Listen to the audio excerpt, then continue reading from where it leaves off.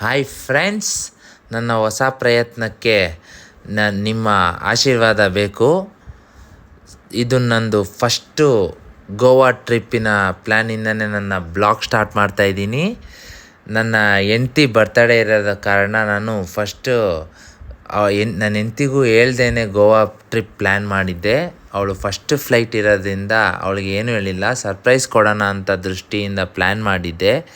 But ಏನಾಯಿತು ಅಂದರೆ ಅವಳ ಟೈಮ್ ಸರಿ ಇಲ್ವೋ, ಇಂಡಿಗೋದವ್ರ ಟೈಮ್ ಸರಿ ಇಲ್ವೋ ಗೊತ್ತಿಲ್ಲ, ಫ್ಲೈಟ್ ಕ್ರ್ಯಾಶ್ ಆದಂಗೆ ನಮ್ಮ ಪ್ಲ್ಯಾನ್ ಕ್ರ್ಯಾಶ್ ಆಗಿ ಎಡ್ವರ್ಟ್ ಆಗೋಯ್ತು. ಸೀದಾ ಅಲ್ಲಿಂದ ಹೋಗಿ ಮನೆಯಿಂದ ಡೈರೆಕ್ಟ್ ಏರ್ಪೋರ್ಟ್ ಚೆಕ್ ಇನ್ ಆಗಿ ಲಾಂಜ್ಗೆ ಹೋದೋ. ಸೀದಾ ಲಾಂಜಲ್ಲಿ ಹೋಗಿ ಒಳ್ಳೆ ಊಟ ಮಾಡ್ದೋ ಫ್ರೆಂಡ್ಸ್. ಇಬ್ರು ಊಟ ಮಾತ್ರ ಸಖತ್ತಾಗಿತ್ತು ಲಾಂಜಲ್ಲಿ. ಅದಾಗಿದ ತಕ್ಷಣವೇ ಬೋರ್ಡಿಂಗಿಗೆ ಟೈಮ್ ಆಯಿತು ಅಂತ ಹೋಗಿ ಕೂತ್ಕೊಂಡು ನೋಡಿದ್ರೆ ಅಲ್ಲಿ ಇಂಡಿಗೋ ಫ್ಲೈಟ್ ಡಿಲೇ ಆಯಿತು. ಎಷ್ಟೋ ಡಿಲೇ ಅಂದರೆ, ಸರ್ 1 hour ಡಿಲೇ ಅಂದ್ಬಿಟ್ಟು ಇದು ಕಾಂಪ್ಲಿಮೆಂಟ್ರಿಯಾಗಿ ತಿಂತಾಯಿರಿ ಸರ್, ಟೈಮ್ ಪಾಸ್ ಮಾಡಿ ಅಂತ ಕೊಟ್ಟ ಪುಣ್ಯಾತ್ಮ. ಸೀದಾ ಅಲ್ಲಿಂದ ಹೋಗ್ಲಿ ಬಿಡು ಅಂತ ನಾವು ತಿಂದ್ಕೊಂಡು ಮ್ಯಾಚ್ ನಡೀತಾಯಿತ್ತು, ಇಂಡಿಯಾ ಮ್ಯಾಚು. ನಮಗೂ ಬೋರ್ ಹೊಡಿತಿರ್ಲಿಲ್ಲ. ಮ್ಯಾಚ್ನೆಲ್ಲ ನೋಡಿಕೊಂಡು ಅಲ್ಲಿಂದ ಏನಂದರೆ ಏರ್ಪೋರ್ಟು ಫಸ್ಟ್ ಟೈಮ್ ನಾನು ನಿಂತಿದ್ದು, ಫಸ್ಟ್ ಎಕ್ಸ್ಪೀರಿಯನ್ಸ್ ಅಲ್ವಾ, ಸೊ ಎಲ್ಲ ನೋಡಿಕೊಂಡು ಆರಾಮಾಗಿ ಚಿಲ್ ಮಾಡ್ತಿದ್ವಿ, ಪರವಾಗಿಲ್ಲ ಅಂತ. ಪ್ರಾಬ್ಲಮ್ ಏನಾಯಿತು ಅಂದರೆ, ಅವನು 1 hour ಅಂತ ಇದ್ದಿದ್ದು ಫ್ಲೈಟ್ನ ತಿರ್ಗಾ ನೆಕ್ಸ್ಟ್ ಬಂದುಬಿಟ್ಟು, ಸರ್ ನಿಮ್ಮ ಫ್ಲೈಟು 3 hour ಡಿಲೇ ಆಗಿದೆ ಅಂತ ಹೇಳ್ತಾ ಇದ್ದಾನೆ ನೋಡಿ. ಇಲ್ಲಿ ಪುಣ್ಯಾತ್ಮ ಎಲ್ಲರೂ ರಚ್ಚಿಗೆದ್ಬಿಟ್ರು. ಅವರೆಲ್ಲ ರಚ್ಚಿಗೆದ್ದಿದ್ದಕ್ಕೆ ಕಾಂಪ್ಲಿಮೆಂಟ್ರಿಯಾಗಿ ಲಂಚ್ ಇದೆ ಸರ್, ದಯವಿಟ್ಟು ನೀವು ಡಿನ್ನರ್ ಮಾಡ್ಕೊಬರೋಗಿ ಅಂತ ಕಳಿಸಿದ್ರು. ನಾನು ಕನ್ನಡದಲ್ಲಿ ಮಾತಾಡಿದ್ದಕ್ಕೆ, ನಮ್ಮ ಮಂಡ್ಯ ಸ್ಲ್ಯಾಂಗಲ್ಲಿ ಒಂಚೂರು ಬಿಟ್ಟಿದ್ದಕ್ಕೆ ನೋಡಿ ಒಳ್ಳೆ ಲೆಗ್ ಪೀಸ್ ಕೊಟ್ಟರು ಅಣ್ಣ. ಅಲ್ಲಿ ಖುಷಿ ಆಗ್ಬಿಟ್ರು ನನ್ನ ಕನ್ನಡ ಮಾತು ಕೇಳಿ. ಸೀದಾ ಅಲ್ಲಿಂದ ಬಂದು ಬೋರ್ಡಿಂಗ್ ಆಯಿತು.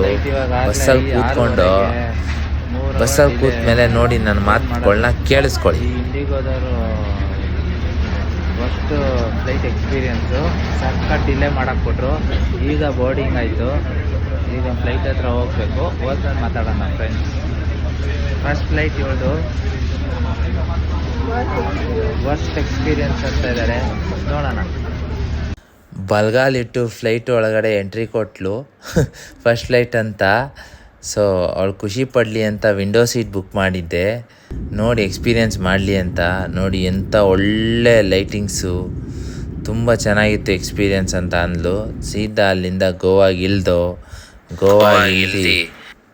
ಸೀದಾ ರೂಮಿಗೆ ಹೋಗಿ ನೀಟಾಗಿ ಫ್ರೆಶ್ ಅಪ್ ಆಗಿ ನಾವು ರೂಮಿಗೆ ಚೆಕ್ ಇನ್ ಆದಾಗಲೇ 11 ಗಂಟೆ ಆಗಿತ್ತು.